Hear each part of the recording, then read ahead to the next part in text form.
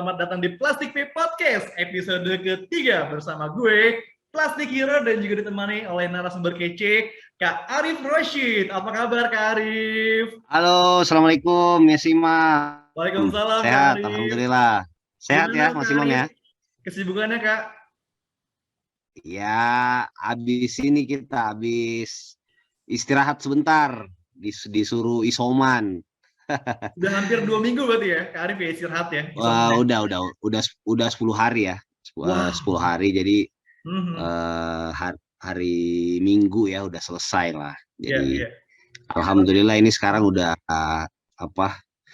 Ya, tapi kan masih PPKM ya, jadi kita Iya, iya. taat dulu sambil ya tetap sih aktivitasnya ya rapat-rapat meeting sama teman-teman via online tapi ya yang Luar sering. biasa. Tepuk tangan meriah Nah, untuk Kak Arif. Yeay! Aku manggil Kak Arif nggak apa-apa ya Kak ya, biar lebih silahkan ringan. silahkan. Oke, Kak Arif, kalau boleh tahu, boleh sedikit jelasin nggak sih Kak Arif, background Kak Arif ini awalnya gimana sih Kak? Terus aktivitas saat ini, kesibukannya di BSI, dan juga bagaimana menjalani aktivitas yang serba new normal. Monggo, Kak Arif. Iya sebenarnya bicara background ya, Ya, orang selalu eh, apa tuh bertanya-tanya ya, ini hmm, kok dokter gigi ya sekarang saya S2 S3 di UI ya, kebijakan kesehatan. hmm, Kemudian akhirnya nyebrang ya. hmm. Saya sih selalu bilangnya tersesat di jalan yang benar ya, karena Masya Allah. akhirnya masuk ke mana? Ke Bank Syariah ya, Bank Ya, ya. Syariah Mandiri di awal, kemudian per 1 Februari kemarin bergabung juga di Bank Syariah Indonesia ya, bank Ya. hasil merger. Nah sebenarnya kalau eh, di mana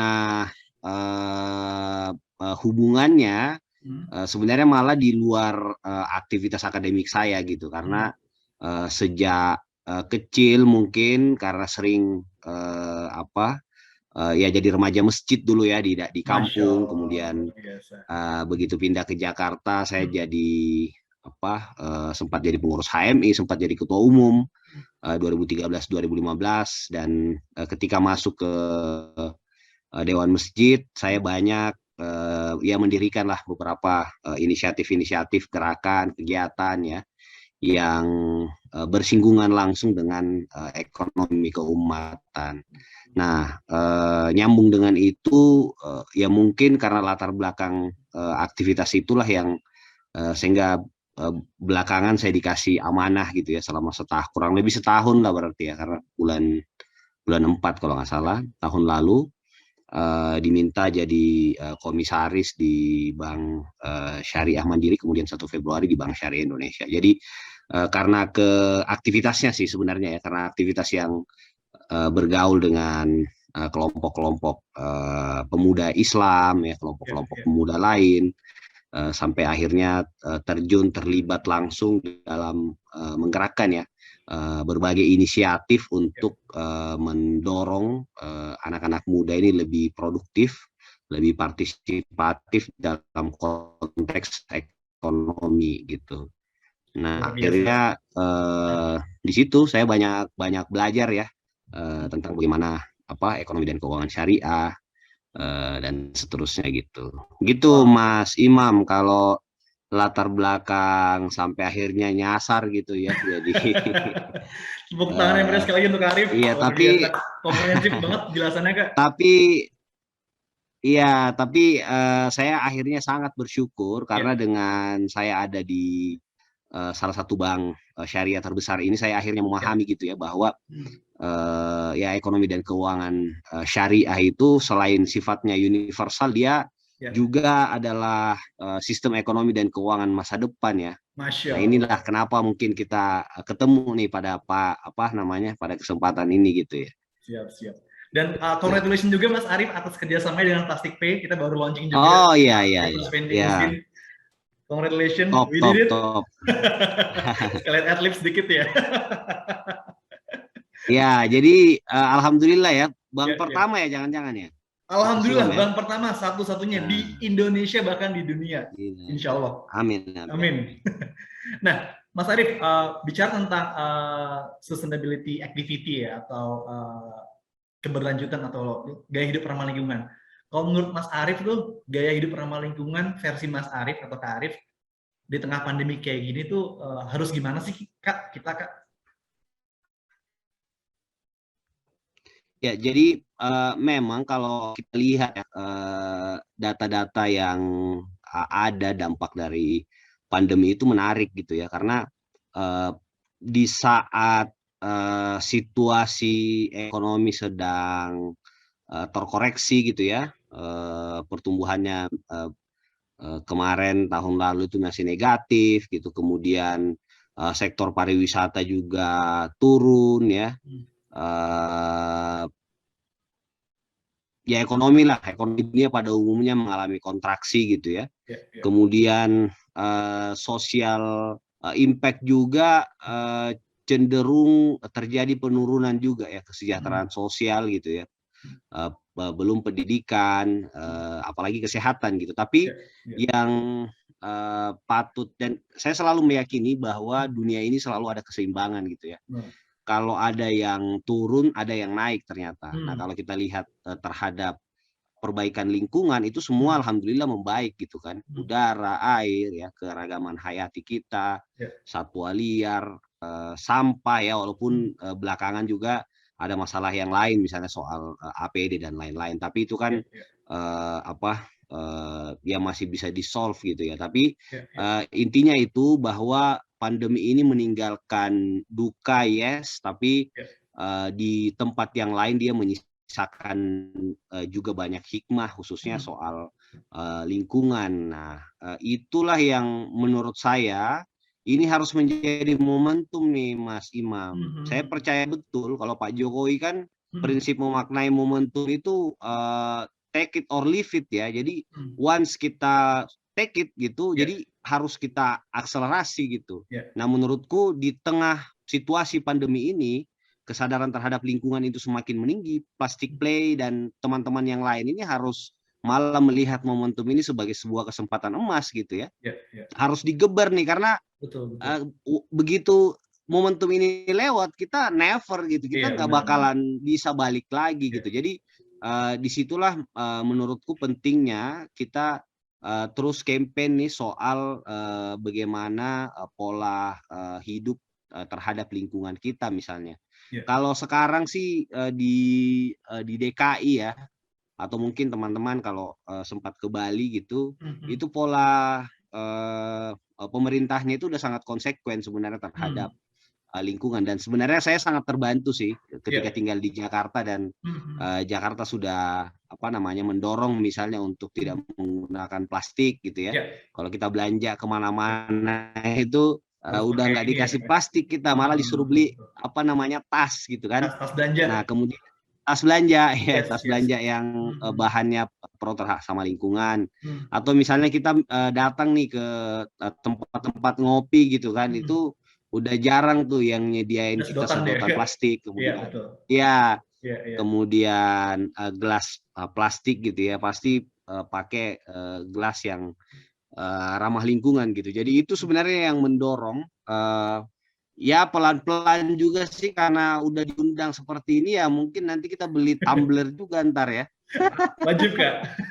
Jadi jadi apalagi kalau kita bicara soal misalnya sekarang orang lagi senang olahraga gitu. Kalau saya sih dari dulu saya selalu nyempetin lah 30 menit sampai 60 menit gitu buat olahraga tiap pagi ya. Lari, jalan, sepeda, dan seterusnya lah. Pokoknya gerak aja 30 menit sampai 60 menit, renang. Ya, atau juga apalagi ya, misalnya bayar misalnya kan. Sekarang saya lebih sering ya karena kita di Bank Syariah Indonesia itu juga aplikasi digitalnya sudah sangat oke, maju lah ya. Ya bisa dibandingin lah dengan bank-bank yang lain. Alhamdulillah kita sekarang transaksinya udah selalu pakai QR code itu gitu Mas. Jadi ya cashless gitu ya. Ya, jadi ya itu tentu saja karena juga lingkungan gitu yang mendukung untuk bisa mempercepat itu. Nah, menurutku di tengah situasi yang momentumnya ada ini ya, itu yang harus menurutku sih kita lebih kencengin ya. Apalagi kemarin BSI udah kerja sama Plastic Pay misalnya, tiap kita Yeay. bawa botol plastik dapat Poin. poin ya, bisa jadi Yes. duit ntar kan ya. Luar biasa ya. Penjelasannya Ya, komprehensif gitu sih banget Mas. ya Kanda ini ya. Udah lama di dunia narator jadi wow. Ah, Oh iya, Kak Arif, izin Kak, bicara tentang green financing ya. Aku juga sepakat ya kalau Bank Syariah ini, BSI ini salah satu visi dari bank masa depan untuk ya. umat seluruh Indonesia dan sebagai rahmatan lil alamin lah di dunia dan juga di alam semesta. Nah, bicara tentang green financing Kak, apakah BSI dalam hal ini telah mulai menerapkan konsep green financing dalam mendukung sustainability development goals yang ada di Indonesia khususnya? Monggo Kak.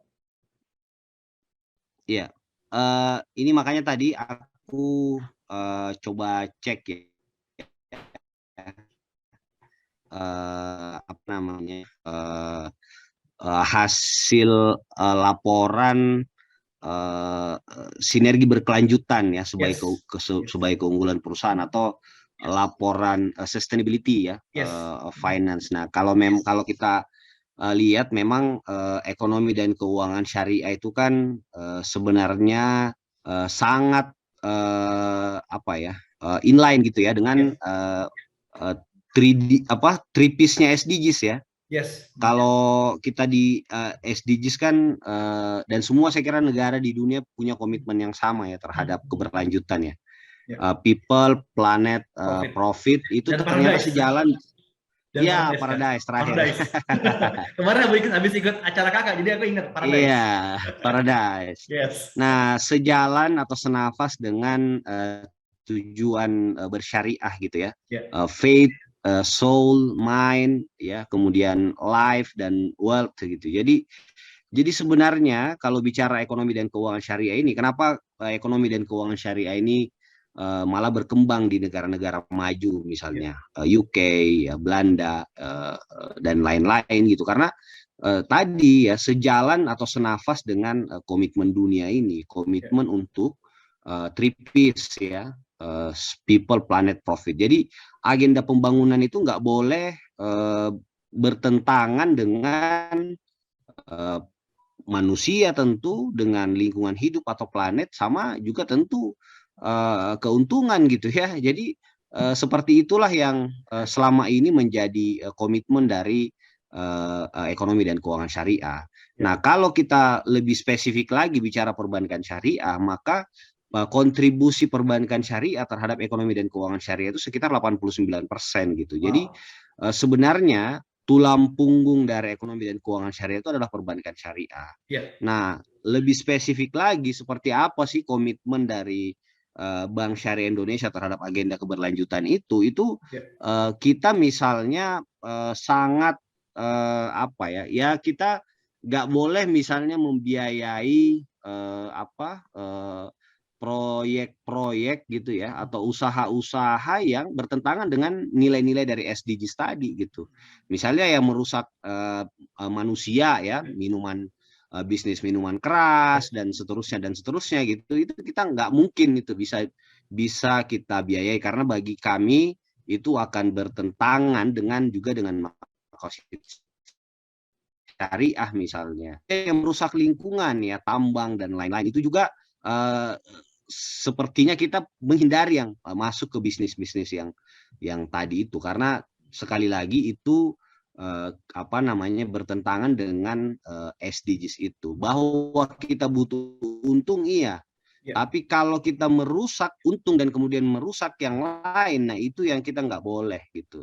Ya. Nah, itulah yang bagi saya secara pribadi juga melihat bahwa kehadiran saya di Bank Syariah Indonesia, di ekosistem ekonomi dan keuangan syariah ini juga sebagai pembelajaran sendiri buat saya gitu ya, bahwa sebenarnya ini trennya akan seperti ini ke depan gitu. Dan kan orang yang kalau kata Charles Darwin itu kan orang yang sukses itu bukan orang yang kuat gitu, tapi orang yang bisa beradaptasi gitu terhadap Wih, setiap kondisi, apa namanya kondisi ya, rentang Bang. zaman itu. Yes. Iya, Mhm.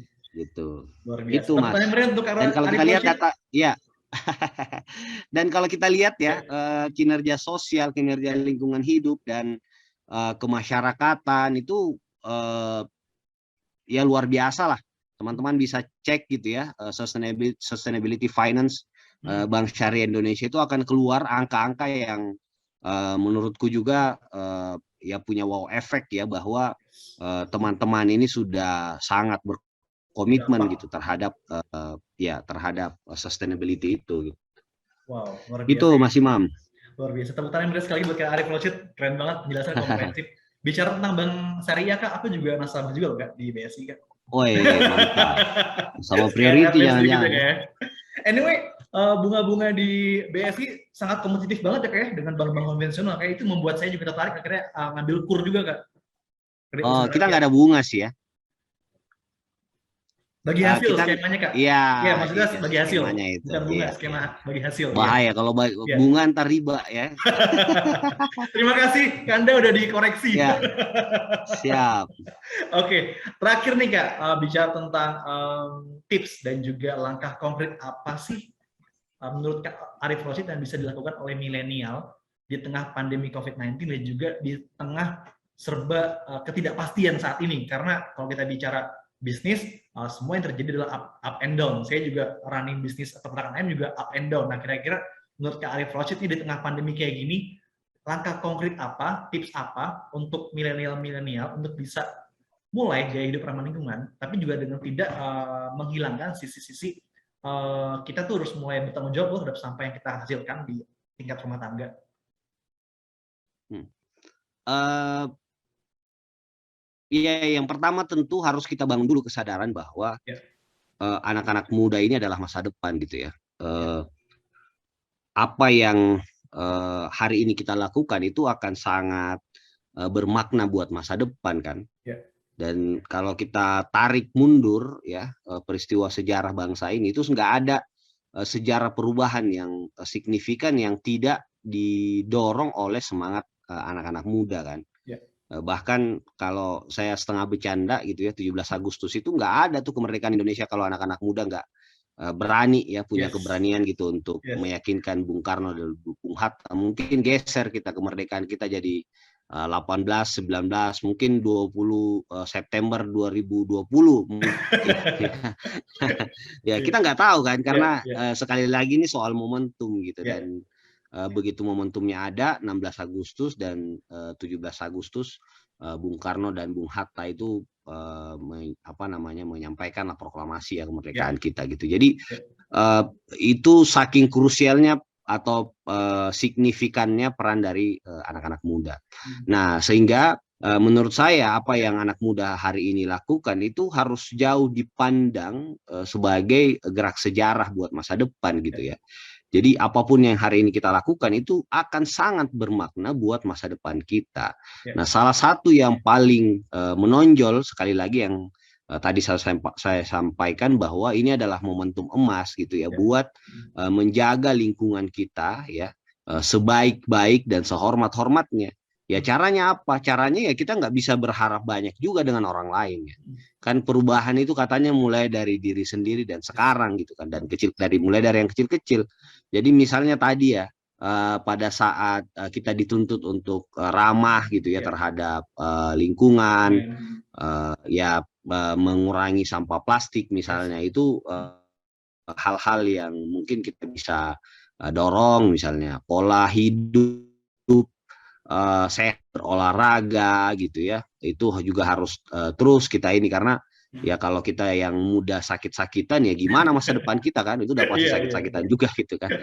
Kemudian yang lain juga yang penting misalnya bagaimana interaksi kita terhadap masyarakat Ya. gitu ya, karena kita juga nggak bisa dilepaskan oleh lingkungan sosial di mana kita berada gitu. Dan menurut saya selalu bersandar atas prinsip bahwa manusia yang terbaik itu adalah manusia yang paling punya banyak manfaat gitu ya. Jadi seluas-luasnya kita menebar kebermanfaatan, seluas-luasnya kita membantu siapapun atau orang-orang yang atau lingkungan atau apapun lah yang ada di sekitar kita ini, kita maksimalkan potensi kita untuk bisa membantu sehingga kalau saya sih alhamdulillah ya menginisiasi setidaknya puluhan aktivitas inisiatif dengan anak-anak muda, mulai dari anak-anak muda di masjid, gereja, sampai yang ada di lembaga pemasyarakatan gitu. Nah, itu yang sebenarnya kita dorong gitu, bagaimana pemberdayaan anak-anak muda ini bisa lebih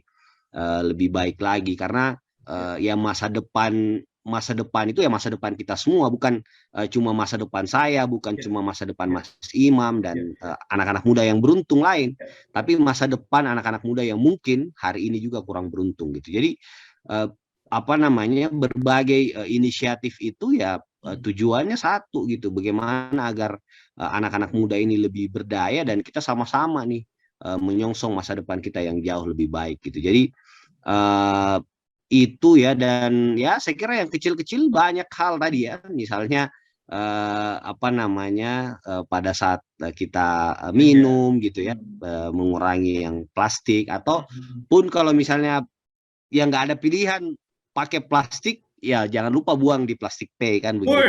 Yeah. Jangan lupa buang plastik sama botol plastik di RVM BSI juga. Ya datang ke BSI lah ya. Jadi datang ke BSI bukan cuma ngambil duit ya, tapi nabung plastik ya. Yes, luar biasa. Aku kalau inget Kak Arif ini jadi inget Bung Karno ya. Ada sisi api nasionalisme nih yang muncul dari Kak Arif ini. Luar biasa ini Kanda ini. Siap. Oke, karena waktu kita sudah masuk ke penghujung acara, saya selaku host dari Plastik Teh berterima kasih sebesar-besarnya kepada Kak Arif yang telah meluangkan waktu dan juga kesempatannya untuk berdiskusi dan juga sharing banyak hal tentang perspektif gaya hidup ramah lingkungan hingga bank masa depan itu adalah bank syariah loh, dengan gerakan-gerakan yang dimulai hingga saat ini. Salam terus Kak Arif Rosid buat keluarga, salam buat Kak Atras juga, Mas Atras. Terus juga salam buat teman-teman BSI lainnya. Semoga kita bisa terus bersilaturahmi ya Kak Arif Rosid ya. Iya. Siap. Terima kasih Kak Arif Rosid. Wassalamualaikum. Oke, makasih Mas Imam. Thank you Kak Arif Rosid.